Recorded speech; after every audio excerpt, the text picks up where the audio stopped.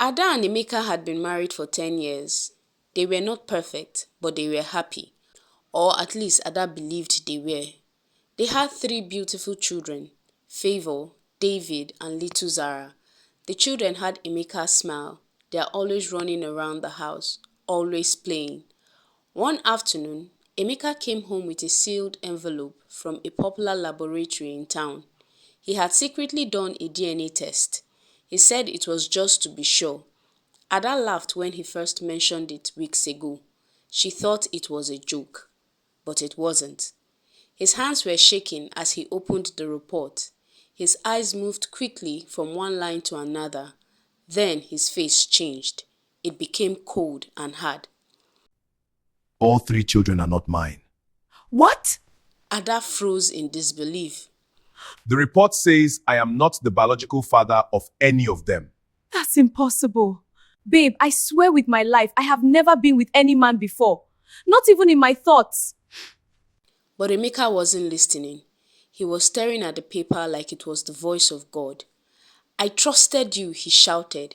10 years, Ada. 10 years. 10 years, Ada. 10 good years, asked you. Please listen to me. I beg you. She swore on her life, on the lives of the children.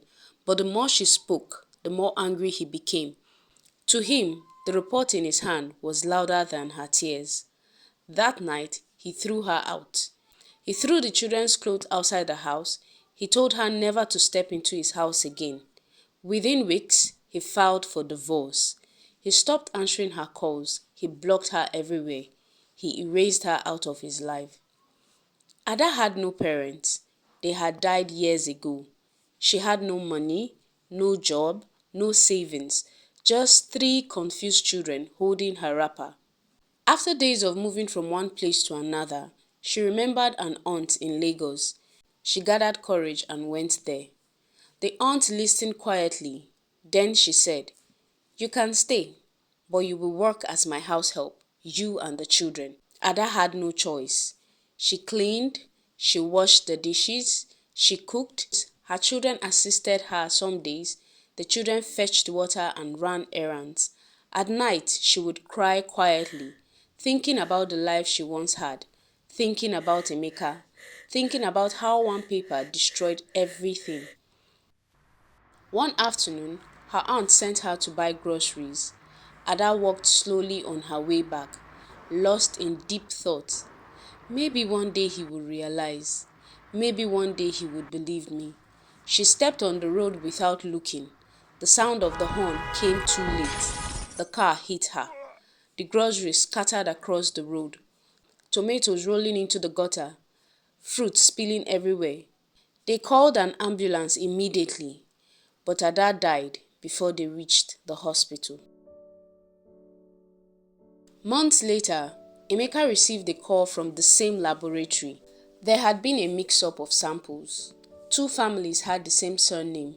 The technician had accidentally switched the test tubes. A full internal investigation had confirmed it. "The children are yours," the lab said, 100%. The paper that had destroyed his home was wrong. Emeka felt the world spin. His hands began to shake, just like the day he first opened the envelope. He rushed to Ada's old number, switched off. He went to her former house. New tenant now lives there. He asked around the neighborhood. That was when he heard it. She died months ago, in an accident. The words did not enter his head at first. She died? He found the aunt's house in Lagos after days of searching.